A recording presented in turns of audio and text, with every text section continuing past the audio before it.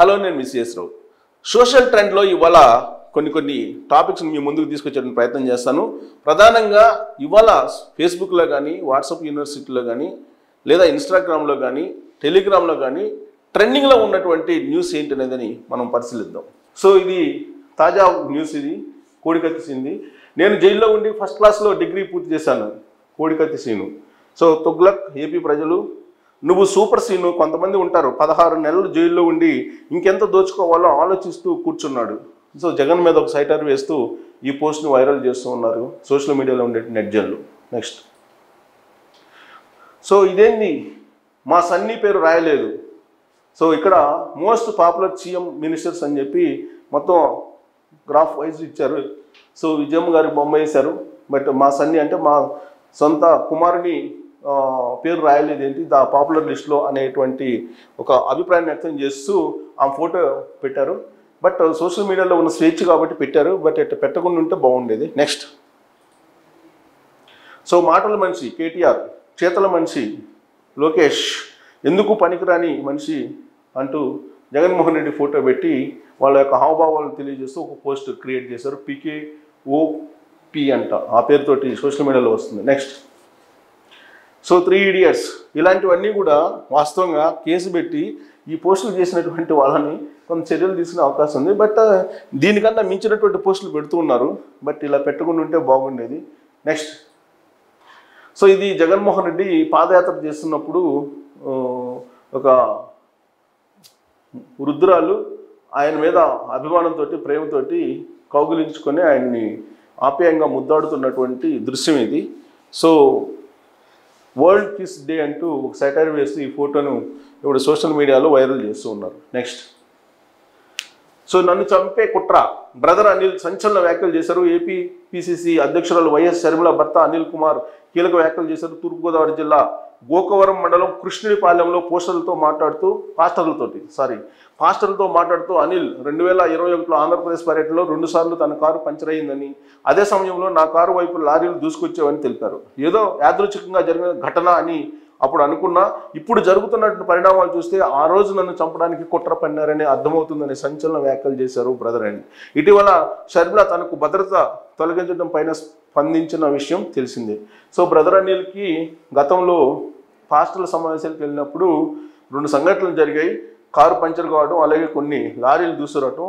So అవి ఏదో యాదృచ్ఛికం అనుకున్నారు. కానీ ఇప్పుడు షర్మిల భద్రత ఏ విధంగా ఉందో చూసిన తర్వాత అప్పుడేదో ఒక చెడు తలబెట్టే ప్రయత్నం జరిగింది అని చెప్పి ఇప్పుడు అనుమానిస్తున్నారు బ్రదర్ అని.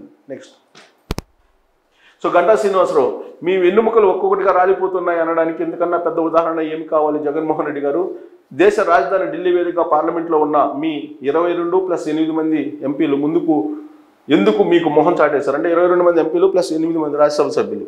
సో ఇక్కడ చివరి అసెంబ్లీలో 151+43 ఎమ్మెల్సీలలో 11 మందికి జ్వరం వచ్చిందని, 3 స్టమక్ అప్సెట్ అయిందని, 8 మంది బస్ మిస్ అయిందని, 28 మందికి కోర్టు వాయిదా ఉందని, ఇంకొంతమంది ఇంకో రీజన్తో, ఇలా అద్భుత వ్యూహంతో మీ ఎమ్మెల్యేలు దాదాపుగా తిరుగుబాటు బావుట ఎగురేశారు. సో రీసెంట్గా జరిగినటువంటి అసెంబ్లీ సమావేశాల్లో ఆ సమావేశాలకి డుమ్మా కొట్టారు.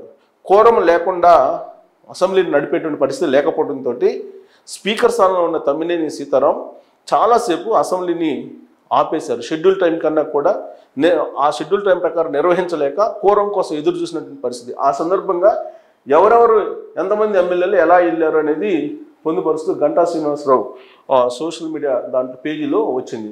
సరైన కోరం లేక అసెంబ్లీ వాయిదా పడిన దుస్థితి ఏర్పడింది. రాష్ట్ర చరిత్రలో చివరి అసెంబ్లీ సమావేశాలు ఎమ్మెల్యేలు ఎమ్మెల్సీలు సహజంగా గ్రూప్ ఫోటో తీసుకుంటారు. కానీ ఆ గ్రూప్ ఫోటో కూడా దిక్కుండా వెళ్ళిపోయినటువంటి దారుణమైనటువంటి సందర్భం ఇది అంటూ ఆయన రాయడం జరిగింది. తొలి నుంచి మీ మీద ఏగవాలిన ఉవ్వెత్తున ఎగిసిపడే నేతలకు మిగిలింది అనుమానపు చూపులు, అవమానపు మాటలు మూటలే అని వారికి అర్థమైంది.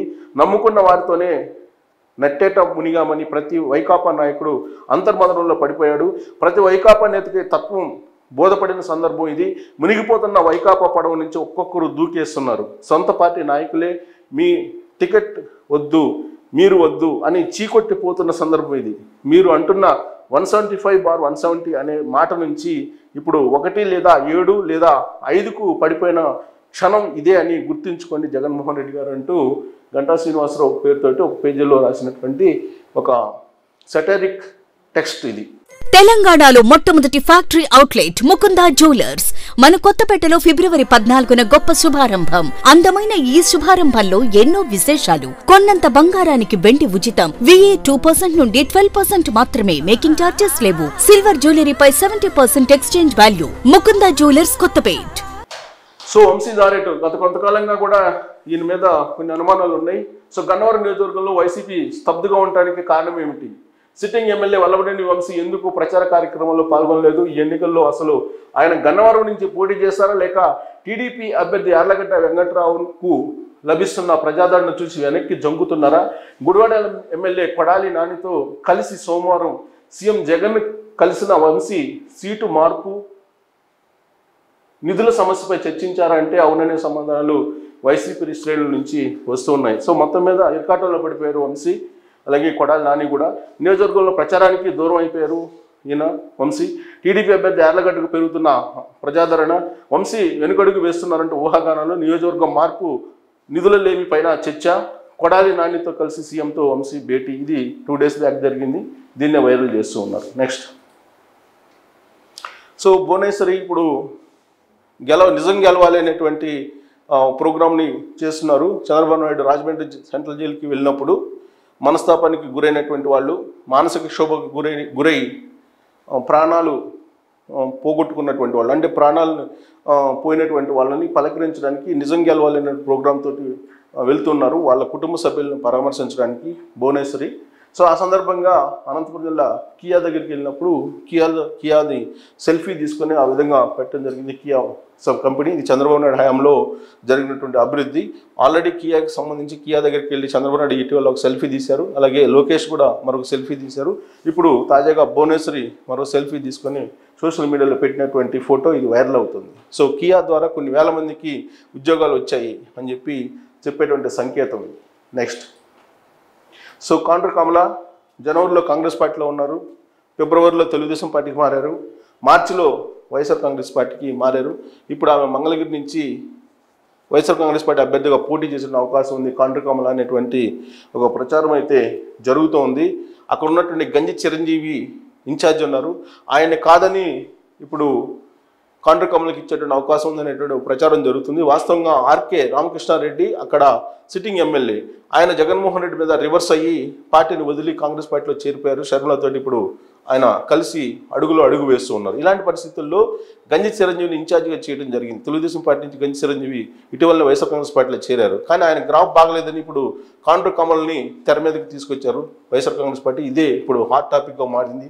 అంటే నెలకు ఒక పార్టీ మారినటువంటి కాండ్రు కమల ఇప్పుడు మరి వైసీపీలో ఉంటారా లేదనేది మనం చూడాలి. నెక్స్ట్, డిస్కవరీలో కాళేశ్వరం గాయబ్.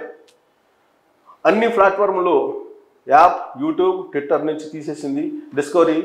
సో నది మొత్తాన్ని ఇటు ఎత్తి అటు పోసెట్టి, ఇది డిస్కవరీ టైటిల్ అని చెప్పి ఒక సెటైర్ వేశారు. మేడిగడ్డ పగులను చూసి నోరెళ్ళు పెట్టిన సీఎం రేవంత్, మంత్రులు, ఎమ్మెల్యేలు. దీని గురించి ఆ కేసీఆర్, బీఆర్ఎస్ లీడర్లు గప్పాలు కొట్టింది. తెలంగాణకు జీవనాడి అని చెప్పుకుంది.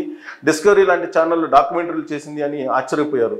డిస్కవరీ ఛానల్ క్రెడిబిలిటీకి కూడా మచ్చపడింది. అంతే మరి, జగన్, మోదీ, కేసీఆర్ను భుజాన మోసిన వాళ్లకు మచ్చ పడన్నా పడుతుంది, జైలన్నా పడుతుంది అనేటువంటి సెటైల్ తోటి ముగించారు ఇది. సో డిస్కవరీ ఛానల్లో కూడా ఒకప్పుడు డిస్కవరీ ఛానల్ డాక్యుమెంటరీ ఇచ్చింది కాళేశ్వరం గురించి, కానీ ఇప్పుడు ఆ డాక్యుమెంటరీకి సంబంధించినటువంటి అంశాలు మొత్తాన్ని తొలగించిందని చెప్పి ఒక సెటైర్ వేస్తూ ఒక పోస్ట్ ఇప్పుడు వైరల్ అవుతుంది. నెక్స్ట్,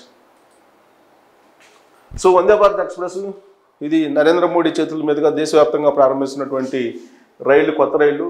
70% సీట్స్ ఖాళీగా ఉన్నాయని చెప్పి చెప్తున్నారు. Half price bus is reaching the same time.